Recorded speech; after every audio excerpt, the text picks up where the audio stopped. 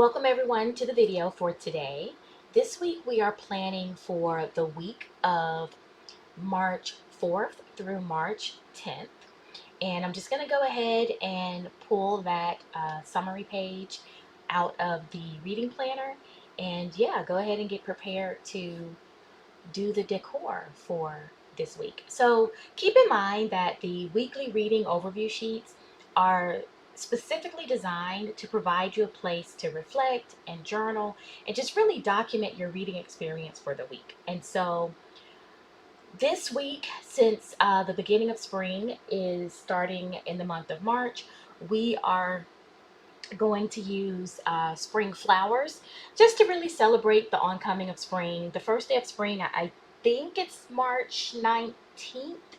So yeah, I just thought March would be a great month to start bringing out the pretty spring flowers. So I'm just using a couple of Happy Planner books, and I'm going with the blue and pink and orange flowers because I printed out an image of this beautiful lady from Canva, and I just cut those stickers using my Cricut, and she has this beautiful kind of bouquet of flowers, and so these flowers from the Happy Planner book seem to match the best with what she actually has going on. So I'm just kind of setting up some of these flowers around the border.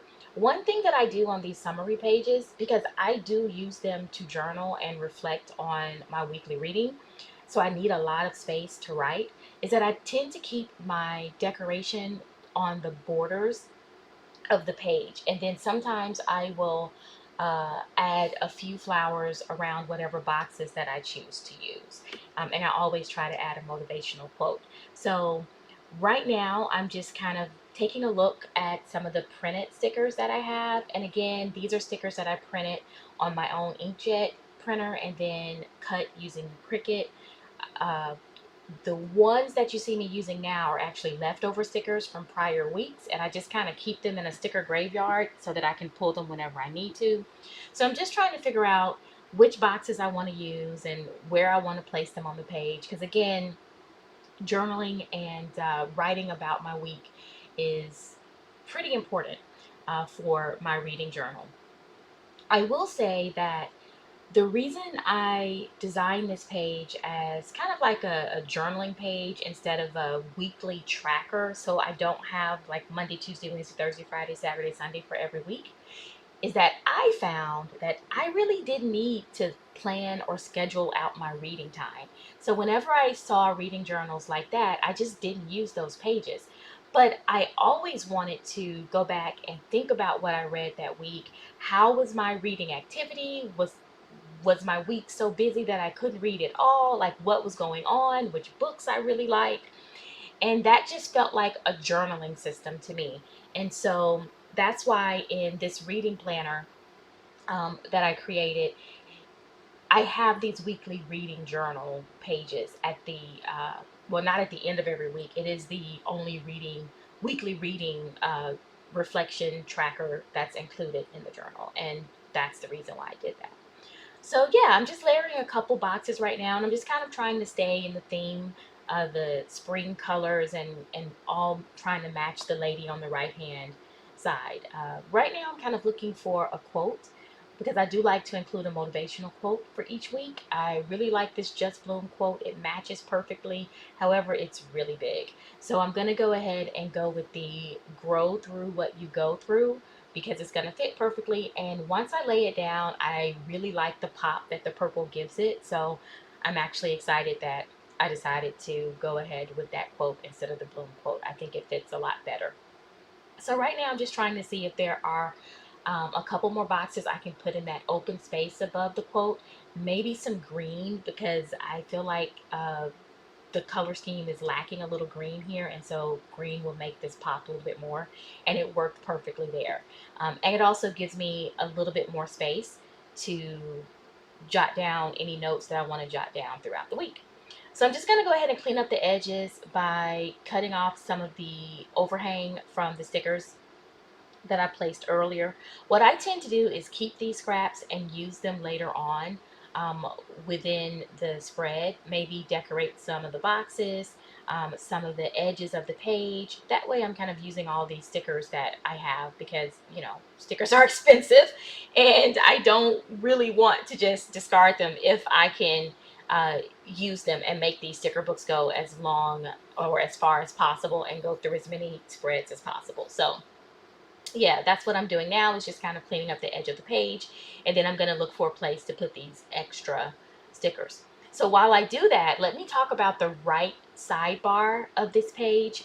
That's pretty much like a snapshot of what you're reading for the week. So it kind of talks about what you're currently reading, what your reading goal is, and what your reading tracker should be. So for people who do like to track their reading throughout the week, that reading tracker is there so that you can do that as well.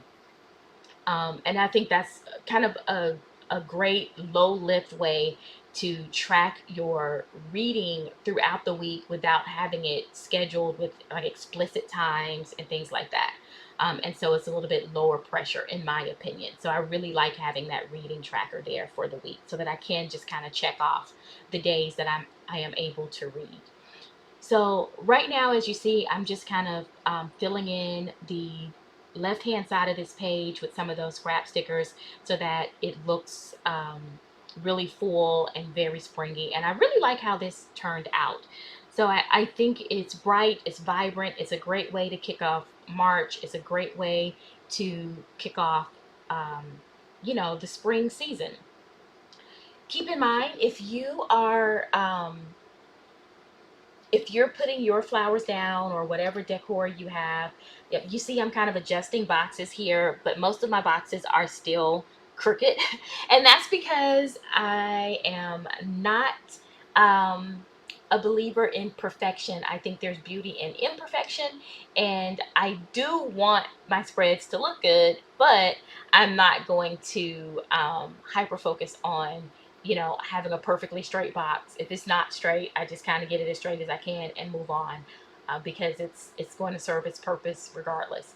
So what I'm doing now is just getting ready to label the spread with the dates for the week, and I'm just trying to find a purple or blue marker that matches the overall color scheme, because, you know, sometimes, well, most times the color of the cap or the color that's on the actual marker is not really the color that translates to the paper when you use the pen. So I'm just kind of taking a scrap piece of paper and just seeing which color is going to work the best.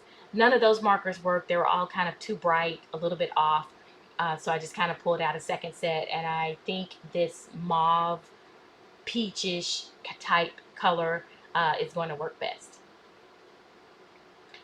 So yeah, I'm going to go ahead and use that particular marker to date the weekly planner and call this spread done. I think it looks great, and I'm excited to use it.